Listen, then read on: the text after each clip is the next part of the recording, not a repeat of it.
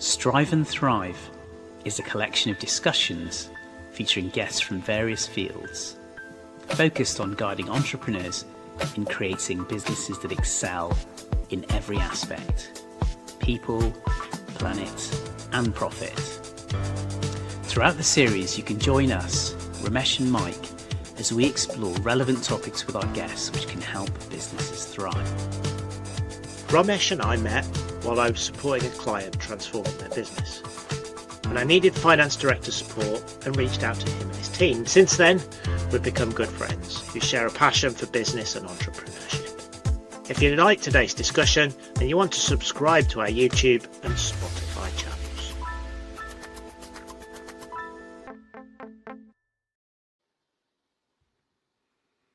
Hello everyone, and welcome to our latest episode of Strive and Thrive. On today's show, I would like to welcome Frances Holmes. Welcome, Frances. Thank you for joining us. Thank you for having me. You're welcome. So I've known Frances for a long time, but Frances is an award-winning founder of Speak Out Revolution. And we'll come on to talk about that very interesting business as part of this discussion. But also, to her credit, she is also a full-time employee of Microsoft, as well as being a new mum of a one-year-old daughter, Felicity. So balancing a startup, full-time job, and a small family. So today, we're not just going to touch on the business she's set up, but also the challenges of being an entrepreneur while working, while managing a family, and also hopefully some tips on how others can do that themselves and how people can build businesses that have purpose. So thank you for joining us, Frances, and welcome. So could you, as a start of 10, in a very brief, we'll give you a 60-second challenge, kind of summarize your career and how you've got to where you've got to today? Yeah, I'll give it a go. My career journey has been more of a roller coaster and accidental paths with no strategic direction. I started off as a mathematician working for UK government, realised I did not want to be a mathematician at all anymore. Quickly moved into consultancy and technical advisory role, finally landing with Mike for my sins, working with him in UK defence, again in consultancy, leading to innovation, and coming full circle back to Microsoft doing tech, data. And on that journey, I also founded Speak Out Revolution whilst working full time in these very high stressful careers. As more of an accidental project, a mission that we knew there was a problem, trying to solve it, and a company popped out the end of it. And now we're trying to build that whilst also running our full-time jobs and families. Is that a good overview? That's brilliant. What I'll do is pass over to Romesh and let him deep dive into Speak Out. Brilliant. Frances, welcome to the podcast, and really happy to have you on. So wow, that's all I can say as my first observation. You are juggling lots of things right now. So yeah. So tell us, well done first of all, but tell us about Speak Out Revolution and what you're doing there. Yeah, so Speak Out came from a challenge we saw in the market. It's all focused on data-driven insights on inclusion in the workplace. It kicked off for bullying and harassment in the workplace, and we've sort of expanded out with different use cases. But that's where our key mission lies: collecting individuals' lived experiences anonymously, and then sharing the data insights with organisations that will drive change, and individual organisations that really want to improve their processes and procedures to help their staff. It started as an idea. We knew there was a challenge. We went and tested it in the market a bit by accident when we were helping a friend overcome their issues in the workplace, realised that their leadership literally didn't care that there was a challenge in their workplace, even if we had data to back it up. And we knew that we had to address it more systematically and more holistically across a global insights rather than an individual organisation. And that's when Speak Out Revolution was born.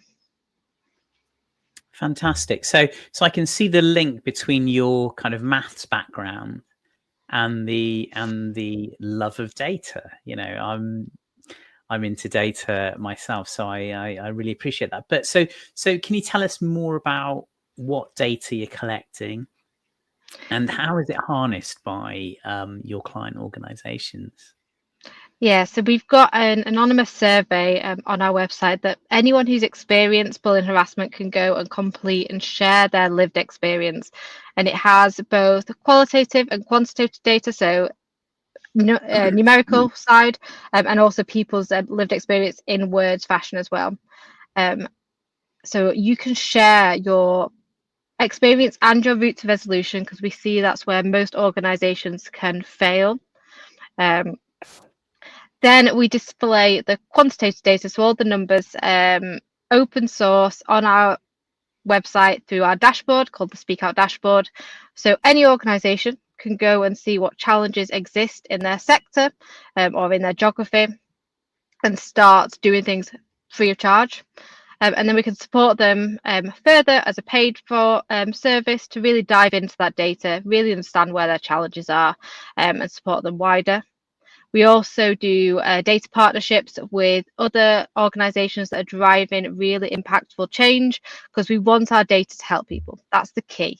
And that's why we're collecting it. We want to solve the systematic issues, and we're not going to do it on our own. So we also help other organizations change legislation, go out to industry, go out to academia to help. Our latest big thing was with Can't Buy My Silence, which is an amazing win, changing the way NDAs are used in the workplace for harassment and bullying, which was a great success. Wow, so that's a real example of a win there. So can I ask what's motivated you? And you're a co-founder, right, of the business? Is Yes, that right? I am. Thank God for Marie Hemingway, who is my other co-founder. She is absolutely amazing. She is definitely the driving force, and I run on her coattails. What's driving us? So I think when we started it, we knew there was slightly an issue and we wanted to find out more. For us, as I'm a mathematician and she's a physicist, we believe you can't solve a problem when you don't understand it fully. So collecting data was how we understood the problem better. The more data we got, the more of an issue we realised bullying and harassment is in our workplaces, and no one is really solving it.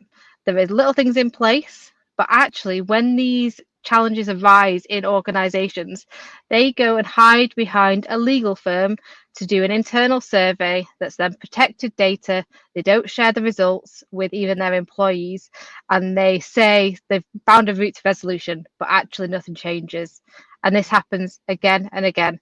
So we need to raise awareness of these challenges, show that they are so prevalent in our workplaces through the data, and then really change it on a systematic level, on a government policy level as well. So you're really kind of really trying to collate huge amounts of data, ideally to make a true impact and a fundamental change to this area. And I love that.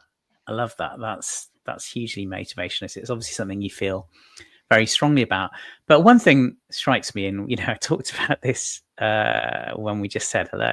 How are you juggling all of this? How are you managing a full-time job, being a mum, and a part-time entrepreneur? I mean, is it really part-time? I mean, how does that work?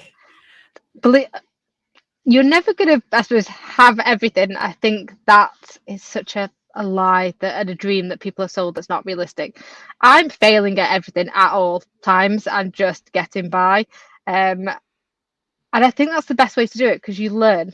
I'm sure some people will thrive all the time, but I think it's just figuring out what your priority is at that time, juggling it to make sense.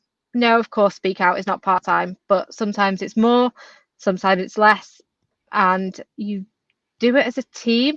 We rely heavily on volunteer support and other people providing guidance, expertise. We're not going to solve anything, especially because we're technical. Data is where we know our stuff. So we need support from other people who are more experts in marketing, policy, to help us, because there's no point in us taking on everything. We're not the right people. We're the right people at getting that data and doing the analytics, and other people are the right people to solve the problem wider. So it's knowing what lane you're in, not trying to do everything and asking for help. Okay, you must be very efficient, and you must be very not at all. Really? Not at all. Wow. The whole of my life I've just winged it, I feel. But this is not being scared to fail, because failure is not a bad thing. So you might as well just dive in and give it a go. Okay, and how do you make it work with your co-founder then? I mean, how do you work out priorities, next steps, who's doing what? We send each other WhatsApp voice notes probably once, twice, 3 times a day with streams of information, and hope one of us picks up the other action that's been dropped. Neither one of us organised. We're both neurodivergent as well, so having to figure that one out. Somehow it works. We are a great team. We were friends for years before we set up an organisation. We were colleagues. We roughly knew how each other worked, but never really did until we started working together on this. And we complement each other. I think because of our partnership and because of how we work together is why it's successful. And I don't know whether it would have been as successful with any other partnership. I mean, it was interesting to hear you say complementary, because that was exactly what kind of sprung to my mind. I mean, it must be complementary for it to be working effectively, and you must be very close. That working relationship's obviously very strong. So well done, and good for you. I'm asking you lots of questions, and I've got plenty more, but I'll hand back to Mike to kind of take things forwards for a second. Okay. Frances, can we jump into the rub of the problem that you identified? Obviously, you've picked up that there was bullying originally. There was bullying and harassment, and it needed more data. Can you explain a bit more about the size of this problem, what you've identified as the problem, and why it's energized yourself and your team to kind of really address it and work in your spare time to have an impact? Yeah. So when we first started this, a old colleague of ours approached us because of challenges they were having in their workplace. They'd already raised it up to senior leaders, and they were like, bring back data, tell me that it's a real problem and it's not just you or your team. So she reached out and was like, can you help me? I have no idea how to do this. So me and Marie got together and thought about a survey. We're like, let's reach out to everyone in our network that we know ever worked at this organisation, including internal people that are still there, external people, and find out what the problem is. And within, I think, a week, we had about 400 responses of people who had experienced or witnessed something in this organisation. And we were like, that's shocking. Raising that data to senior leadership, then nothing happened. Their CEO, who was a woman at the time, knowing a women in STEM, you think, God, they'd want to solve this problem. No, did not care at all. Still didn't really value the data that was shown, and then took the legal route, went behind a closed survey. The actual only response that came out from this organisation was that employees could no longer run surveys to find out data from other employees. So that was a great response. Because of the lack of action, we knew we needed to do something, and we knew that organisations weren't going to do it themselves internally. And then every time we get new data, especially from global organisations that we see in the Times Top 100 employees for women, all the big employers that win awards have had issues. And every time you see it, it's like, how are they still winning awards for their employer experience? It's ridiculous, and we want to make sure people don't go into that environment again, and are always in a good position at work, I guess, because it's just ridiculous now. And can you dig into a little bit more detail on what bullying and harassment is, and some examples of what you've seen through your surveys of behaviour that's going on that people is determining and what you're identifying as trends? Yeah, so This is all open source in our dashboard, so go and have a look. Good Driving plug. traffic, I know, I didn't look really well there. But so bullying harassment ventures from slide comments that are continuous in the workplace, all the way up to full-on physical interactions, sexual harassment, and it varies drastically.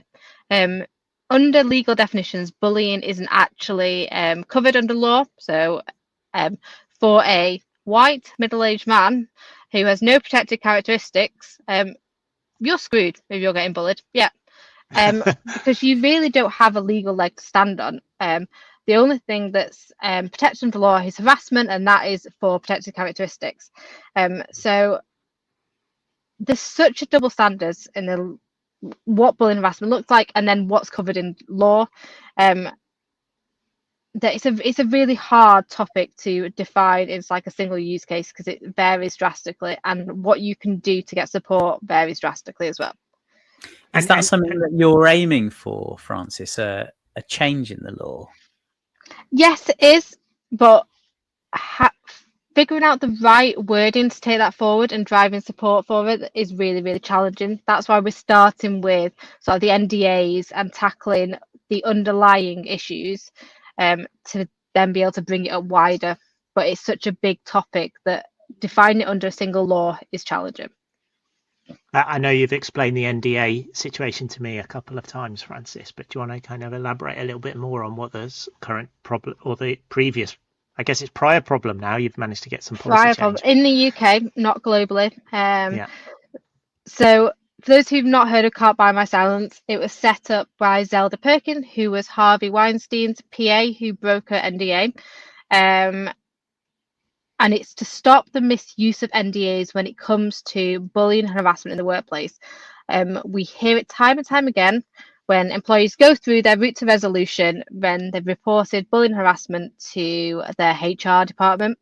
When they come to the resolution, which, shocker, is not really a resolution, and they leave the organisation, which happens an awful lot of the time, they're given a here you go, here's a handshake with some cash, leave quietly, but never talk about it. And that's where the NDA comes in. We've stopped the misusing NDAs for anything around bullying and harassment. We understand NDAs for business information, but not for your personal experience. So that's what it refers to directly, the personal experience of that individual.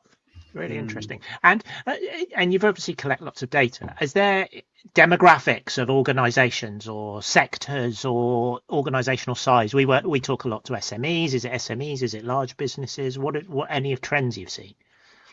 So it's across the board, sadly. When we talk about bullying and harassment, we always say it's in our society today, and sadly it doesn't stop when you walk into the workplace. And it is in every type of organisation and every type of industry.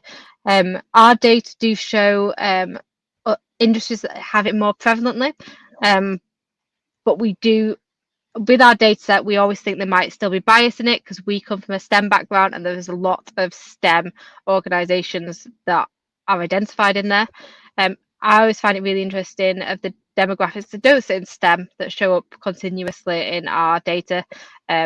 NHS being one, charitable organisations being others, that we don't normally have connections with. So the fact that it's very prevalent there is interesting and highlights the challenge.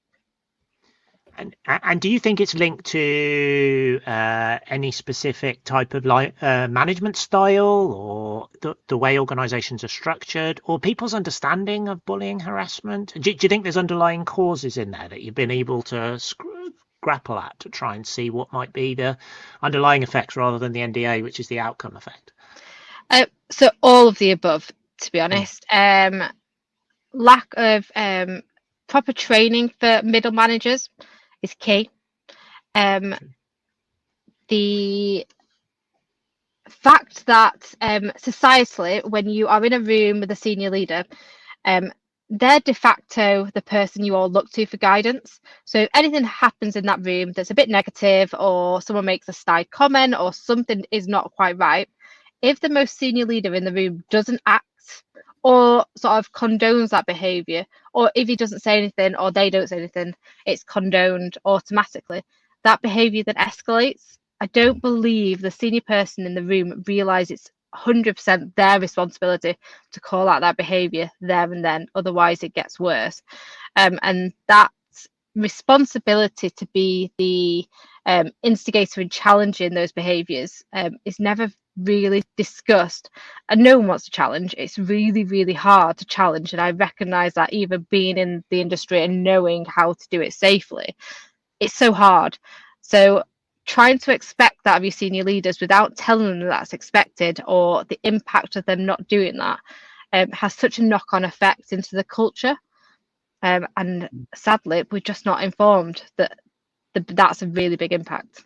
We did a podcast a few weeks ago with someone called Lisa, talking about how difficult it is, how shit it is to be a middle manager. And you talk about middle managers and how individuals are often very good technically, then suddenly they're thrown into quite a difficult management position where they get director level pressure, they're getting organizational level challenges from their teams, and they're ill prepared. It's interesting that you define that cohort as one of the challenging areas as well, in that those individuals are being let down as well by not being able to be trained or not being aware of what is expected of them in that environment. So it's not just them necessarily doing it maliciously as much of not knowing what to do. No, don't get me wrong, there are malicious people out there. Yeah. But they're failed as well. Because if they're not set up with the tools to manage people, which is a complete skill in itself, being a manager, if you've not got the tools to do that, you're already going to be failing. That's the way you described that dynamic in that meeting was really, really interesting. Quite powerful visual, I think, in terms of how these things kind of play out. And Mike, quite rightly point out, we, a few podcasts ago, we had a brilliant discussion with Lisa Robinwood about the challenges middle management face, and actually their problem is that they've got pressure from above and they've got pressure from below, and your point is echoing that, really, isn't it? They need adequate support. I'd love to know, in the scenario that you painted just now where something inappropriate happens, there's a very senior manager in the room, there's middle management in that room as well. How should both sides or both aspects, how should they react? You mentioned senior leadership should get training on how to challenge in a safe way. Can you give us a flavour of how you would do so appropriately? Yeah, so it very much depends on the situation. But if there was a comment said that wasn't appropriate, it is calling out saying, I'm not sure what you said there was okay. Or why would you say, oh, actually, one of the best ways is saying, could you repeat what you just said? Because then the person who's got to then re-say the inappropriate thing, and they might question themselves. So that's a safer way to do it, because you're not saying and not challenging. You're just saying, I don't know whether I heard you right. Could you repeat it? Because it stops them in the tracks. And that's a safe way to do it. And putting the onus back on them. And if they repeat it, then there's a bigger issue that you then do need to raise. And is that an approach that senior leadership and middle management can take in that kind of scenario? Yeah, I think so. I'd always say, if you are the most influential person in the room, not always the most senior person, because let's be clear, we don't always respect all of our managers, the most influential person in the room should be the one challenging those behaviors. If you don't feel safe to do it in the room, we talk about being an active bystander or an upstander. If you don't, and there's 5 Ds of being an active bystander, but if you don't feel able to direct the challenge, which is the first D, you can then talk to them outside the room, talk to their manager, ask for someone else to go and instigate and say, I keep on witnessing this in the meetings. Someone keeps on ignoring this person or makes inappropriate comments. Will you support me? Will you help me go and have a conversation? So you don't have to do it directly if you don't feel safe to do so, but you have to challenge that behavior in some way to make it a safe environment, because all we're seeing is people leaving. I suppose we've all been managers in this room at some point. How have you ever felt yourself in that type of situation, or seen something that you're like, oh, I don't know how to react, or I was never trained or prepared for anything, not just around bullying harassment?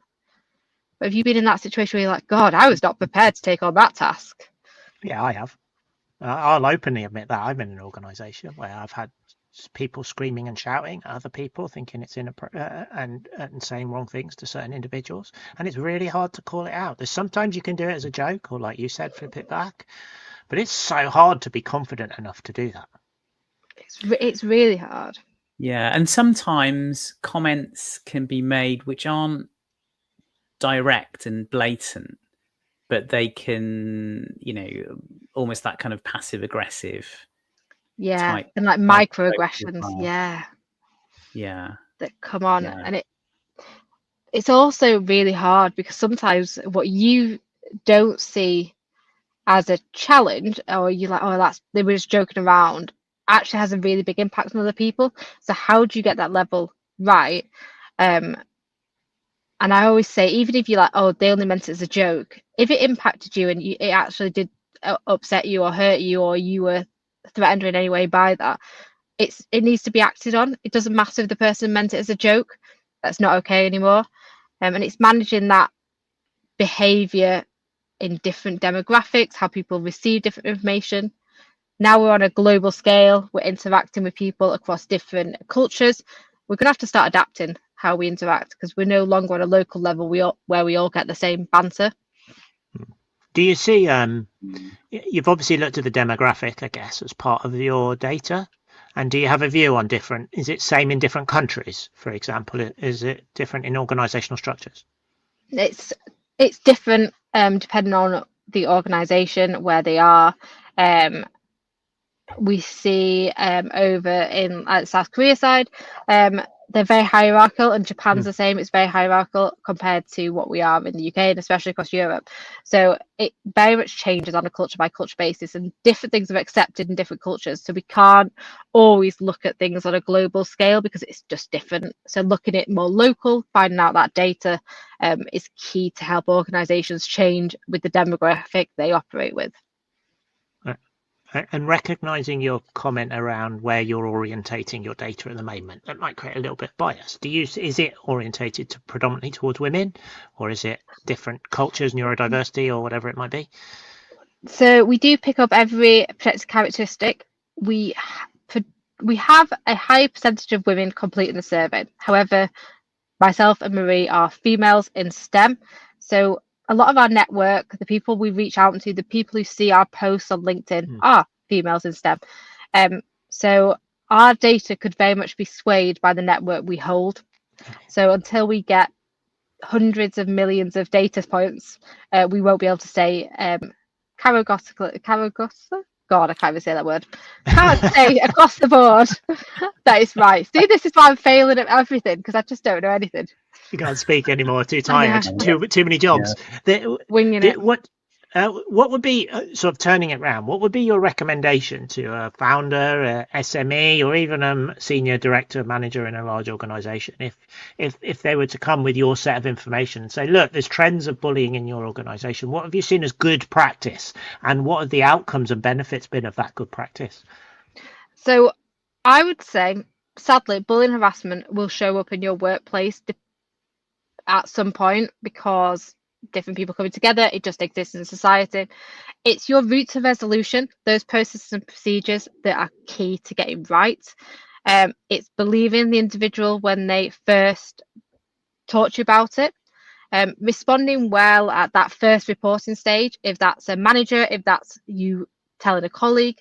That first interaction has more impact than the whole process itself. If you were believed and people said, I want to support you, I completely believe what you said, let's figure out a way to resolve it, that interaction is more powerful than all the rest of stuff going Amazing. What a great insight. That's so interesting. That's so interesting. So it's kind of being open and supportive, right? And allowing that communication channel to exist that is seen as a safe space. So what other insights, what other patterns you were talking about? Is there a difference between men and women in the way bullying occurs? Are there other I guess, patterns, behaviors that your data is highlighting that's worth sharing? So one of my big things that I was shocked by was that individuals, especially men being bullied by women, every time we see this happening, the individual talks about how they just didn't see it happening. Like, it took them ages to realize that they were actually being bullied and harassed because of how they saw that demographic, their sort of relationship, and they didn't really see it until they were literally probably crying at their desk thinking, I don't want to go into work, or I don't want to be here. And they just never saw that insight. And that's the demographic that always says, I didn't see this coming. It had been happening for a long time. I hadn't recognized it until it impacted me, my mental health, which is always really interesting. And I think it's because one, men don't speak out about this at all. It's something they see as a weakness. And they also don't always expect the woman to be the instigator from it. So that it's just, it comes out of the blue, even though it's been happening for a while. I see. So there's underreporting of that. Yeah, yeah, massively. I think the majority of men who've completed our survey didn't go down the formal reporting route at all and just decided to leave their organisation. Now, I was going to touch on that. The outcome of good practice here, right, is maintaining a better, more stable organisation, I guess. Because I'm thinking, you asked me the question, and I started to think about the team and the organisation. And actually, it was quite an unmotivated team in the end, and it was an unhappy team, and it wasn't functioning properly. And I guess the impact for the business is you have a team where you're seeing these trends of bullying and harassment. Actually, that is affecting the dynamic and efficiency of that organisation, that team. Yeah, and the turnover of staff, the lost revenue that bullying and harassment has is probably one of the unseen things, but there's lots of reports how much a turnover of staff costs you, retraining, and again, the motivation to how productive that team is for you. A happy team come up and actually show up in the workplace, and a sad team, a team that feels threatened, who are not motivated to be there, don't provide anything for the organisation. So where do you really want to invest your time? Yeah, that makes sense. And one thing that strikes me, so your data is highlighting the outcome ultimately of bullying, the reporting, so incidents that have happened. So it's kind of a post-event data collection. Do you think in time you'll collect enough data that you might be able to create preventative processes, actions? I mean, I suppose some of the things we've talked about kind of touch on that to an extent, like having open channels of communication, etc. But do you think there are even more powerful solutions that will arise based on what you're doing? Yeah, I think so. I think the best way is to enable everyone to feel that they can challenge in a safe way, depending on what that challenge looks like. When it happens, we know that if you prevent it from happening at the start, so if something starts to happen and you say, no, that's not acceptable, then it doesn't continue within the organisation. However, if you let one thing go, it escalates and escalates, especially around sexual harassment. That one, if you start letting the small things go, that escalates very rapidly and can be very significant and include police and things like that at the end. So that, especially sexual harassment, but any type of toxic behaviour needs to be stopped at the start. Otherwise, it gets worse. Yeah. So interesting. Have you got any areas? Yeah, so I was just going to jump on. Have you got any other areas that are insights from this, or interesting areas? Because otherwise, I want to touch on how you set up Speak Out and Frances's journey. No, I think we've covered all of the top things that I think. I'm sure Marie will kill me saying no, I didn't talk about this, but sorry. she'll get to reply later and add some comments. Have you so it's obviously the way you talk about it, Frances, and I've known you for a long time, and I knew when you set it up you went for it and you were passionate about it. How have you found the experience of setting up Speak Out and building a purpose-driven entrepreneurship journey while everything else in your life? A massive learning curve, and this is one of the only times I'm going to give Mike credit for anything. If I hadn't worked Really? yeah, I know. Go. I I'm listening. I know, shocking. If I hadn't worked in the innovation side and understood how to sort of go through proof of concepts and MVPs, and know all those business case processes and stuff, I would never have been able to start any type of organization, because it isn't just setting something up overnight, getting a website and thinking this will happen because everyone will care about it. There's a lot of work that goes on behind the scenes, and we're not set up for success out of schools to do entrepreneurship. It's not taught. No one really knows the process. It's not shared unless you're in the know. So knowing the innovation and design thinking process that me and Mike worked on was essential for me being able to do this at all. I love that, Frances. I'll make sure I take that snippet. I know. I can't believe I've given Mike a compliment at all. But without a doubt, if I didn't know the innovation process, I wouldn't have been able to do it. But it isn't a hard process to learn. So it's something that, even though I say I wouldn't have been able to do it without it, look up design thinking. It's a process that you looks at what people, processes, technology, and making sure you're ticking all those boxes. It's not hard to teach yourself. It doesn't take long. Dive in and figure it out, I think, is the best approach, because that's all we did. We knew there's a problem. We knew we wanted to solve it. We asked for help from every single person we could possibly think of, because we couldn't do it on our own. And I think that's what people are scared when they start this organization, like start something. They're like, oh, we don't want to tell people until it's a success. People might judge us. People might like laugh at us for doing it. We asked everyone. We put it out on LinkedIn and we asked every single person in our network to support us, because we knew there was a problem and we knew we couldn't do it on our own. And I'd say just tell people. If people laugh at you, they're not the people you want in your network anyway. Get rid of them. Mm-hmm. That's incredibly brave, though, what you did there. Because I really, and I totally identify with that fear when you're setting up a business, and I know Mike does as well. We've talked about it on podcasts before, as well as with each other. I think kind of the fear of failure before you started something and wanting to open up to your network I think it's a really hard thing to do. So well done, you guys, for just totally leaning into that. Was there a bit of a process before you got there, or were you like, no, we've got to do it? I don't think me and Marie thought strategically about this at all. I'm trying to think back, because it was a few years ago now, and we just thought, let's give it a go. We did have a nice mural, like whiteboard online, and did have a planning session. I'm going to have to go back and look at it now, because I'm well interested to see what that covered. And we had some rough ideas, but I think we just dived in and figured it out. Amazing. And do you think that's because you became great thing to do? Really? Do you think that's because you became passionate about the problem, Frances, and then you and Marie just went, let's go and we'll see where it leads? And yes, you had the advantage of a security of a job, right? So you didn't have the financial risk, but you did have the challenging and capacity and time-based risk. That is really important. But do you think you just doubled down on the problem and went, let's just go for it and see where it leads? Yeah, I think that's exactly what we did. We knew there was an issue, and we just dived in. It's really hard to explain how we did it, because we couldn't have started what we did without support either.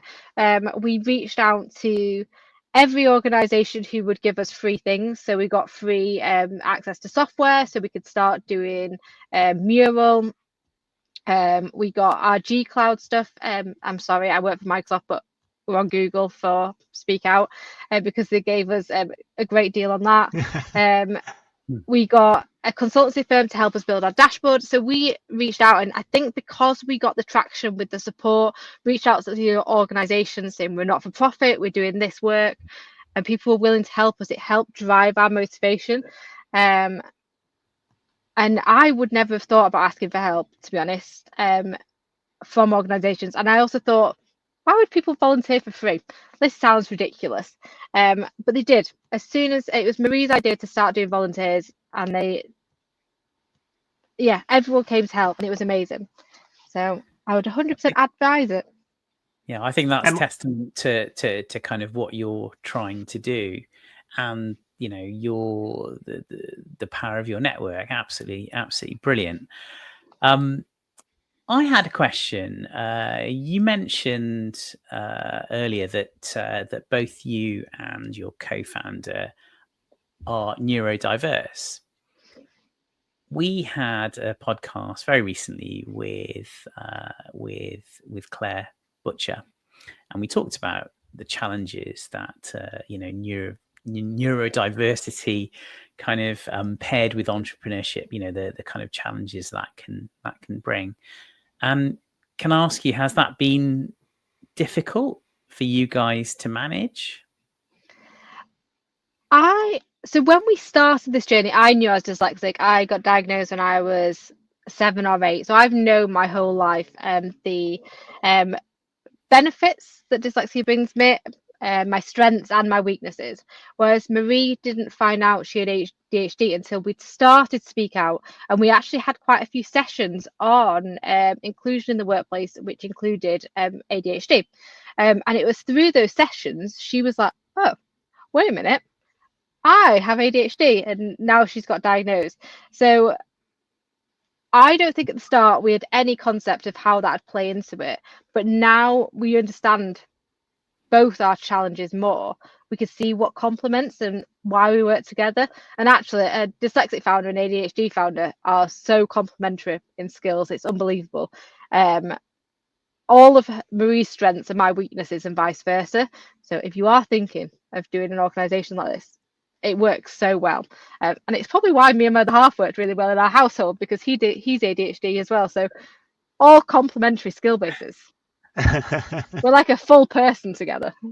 Okay, so you've got that complementary set of skills, which is awesome.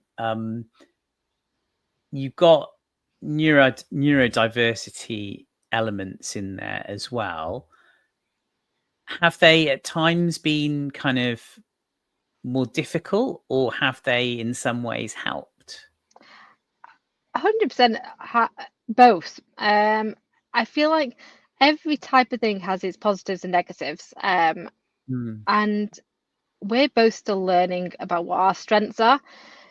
There are massive negatives to being neurodiverse. Being organised, as you said earlier, that I must be organised. I am not. I forget everything. I have to write myself lists. I have to make sure I put meeting invites in my calendar to remind myself to do things. I have like my MOT meeting invite in my calendar every year, so my car actually goes in and doesn't just not get checked. So from a business point of view, it's really hard to run things when you can't remember. Luckily, Marie remembers everything, but she then has a hyper focus and her like not being interested at all. So it's jumping on her hyper focus when she's on it, and me managing everything around her. And then when she's off the hyper focus, it's me diving in on that, and she manages other things as well and finds that new interest. So it's figuring out how it works between us. But we fail every day and figure it out, and forget to email people back and forget who we've talked to. And I think you're just winging it, just figuring it out. It doesn't matter if you get it wrong. Like it doesn't matter who's going to remember. Well, I see. I think, it's the support element massive. We're talking about neurodiversity here, but I think you're really talking about being a founder in a really busy whether you're a busy job, you're a busy job because you've got multiple jobs, right? But all founders are busy. We've seen this trend on Strive and Thrive all the time, where founders are busy, there's too much to do, they don't know how to manage it, and ultimately you have Romesh talks about it really nicely. It's like a roller coaster ride. You have days when it's really good, but you don't really celebrate it. And you have days when it's tough and you're like, oh my God, I've got to do another 17 things and it's really hard work. And you like beat yourself up. That's the same experience for any founder. But what I think your use case is interesting for me is we've been talking a lot to people to become entrepreneurs part-time. If they've got a purpose-driven initiative, set it up and try and get it started. It might not be full-time work. It might be 1 day a week. It might be weekends. It might be part-time, but feel like you can do it. And I think you really importantly touched on something, Frances, which is around our education system and how we are not preparing people for entrepreneurship. I don't think it's a big learning curve, but I think you can teach people. It's go for being an entrepreneur. You can do it. It's not a huge learning curve. It's just give them the right sort of broad skill sets required to be able to be confident enough to give something a go. You don't need £1 million of 5 days a week and full-time salary to get going. No, we started with a GoFundMe page. I think we raised something like £2,000, and that lasted us a year and a bit. We're just running our website, keeping everything lean, and we both worked full time at the time. For me, I could not stop work. I had a mortgage to pay. I didn't have a child at the time, thank God, because tried to set up an organisation with a child, which Marie did, my co-founder. Hats off to her. She also learned to fly in that time and has got a PPL. She is like Superwoman. But you just aren't going to be able to do everything. Just give it a go and see what works. If it starts moving really fast and starts taking off, start managing your time. Figure out whether you can go part-time. You want to dedicate more time to your passion project. When that's the right time to do it, you'll know, because you'll start seeing that revenue land, or you'll start seeing all those contracts come through, and you'll be able to manage that time.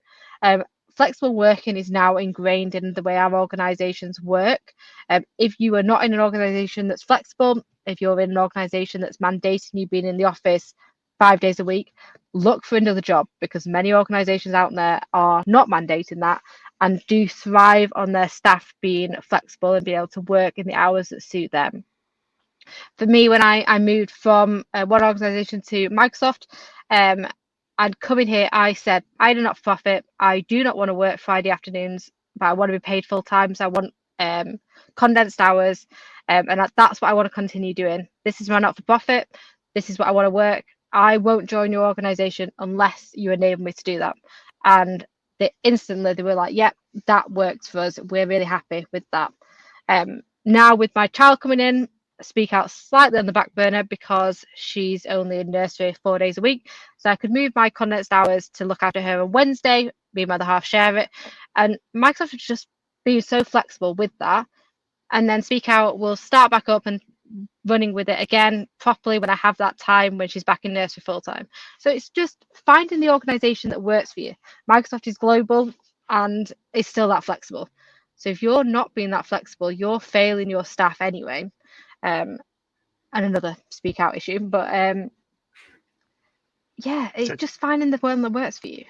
And of Microsoft obviously supporting Frances here, but are they also supporting Speak Out? Are they supportive of what you're trying to do there as well? Are they both doubling down on that? So they're very happy with what I'm doing, but I don't get publicised by Microsoft. It'd be really good if they started publicising what we do. Yeah. Interesting. We'll see whether that happens. Microsoft, hit me up. Really good. Romesh, what are your insights from this? Anything you'd like to reflect on? Some really good ones. I think Frances, I'm just getting, you and your co-founder you've just gone for it, right? So I'm you make it sound brave. Positive, and neither one of us would say that we were brave, or I don't know. We are both figuring it out. We know we're both amazing because we are. I mean, I'm the best person. I think you say it so matter of factly, but that's great. That's great. But not everyone can do that so readily. So I think you should give yourselves a real pat on the back for that. I think bravery, going for it. I think having clarity in terms of what you're trying to do is really important. And I'm also getting that supportive, complementary relationship you've got with your co-founder, which enables you to flex, so you can be a part-time entrepreneur and do something you're really passionate about whilst having an understanding, full-time employer that's supporting in that way. So I'm getting all of that in the round, and I think it's building up a really inspirational picture. And it shows, doesn't it? It goes to show that entrepreneurship isn't just one way of doing things. There are so many ways.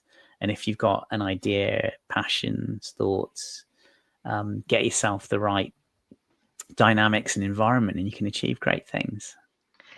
Yeah, find what works for you, because it's not going to be the same journey as anyone else.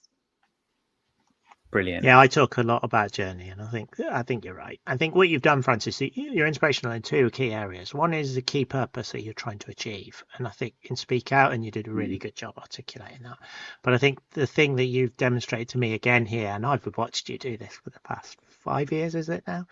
Sort of set it up and go for it, and raise the profile and do something on your own back, with a friend, and that's going to have quite big impact. And I think people need to follow that as much as the purpose of what you're doing with Speak Out, because others can do it if they really want to, against important purposes that they genuinely care about. They're like, why aren't we doing these issues around water pollution or whatever it might be? There's an opportunity for you to set up a business and try and do it yourself if you're prepared to go for it. That's it. Yeah, I mean, if me and Marie can do it, anyone could do it. I'm not going to be mean to you, so I'm not going to say anything. But you've always been that kind of person. But I think other people, it's not unique, is it? And it's not something just down to an individual. Anyone can go ahead and do it. And being an entrepreneur in any space is really interesting. It's rewarding. Do you enjoy it? Yeah, I do enjoy it, but I'll be really happy when Glassdoor buys us out for millions of pounds and I don't have to do it anymore. No. You wouldn't sell. You'd be too bored, Frances. Marie would never let me sell, so it'd be fine. Well, we could start a new business if we sell. We'll start something else. You would do something else, wouldn't you? Yeah, we would, 100%. So. So what's next for you over the next couple of years then, Frances? I don't know. We've not thought that far ahead. Actually, we are trying to figure out our next step for Speak Out. We've got a focus on women in data at the moment, figuring out how we support women, but expanding that out.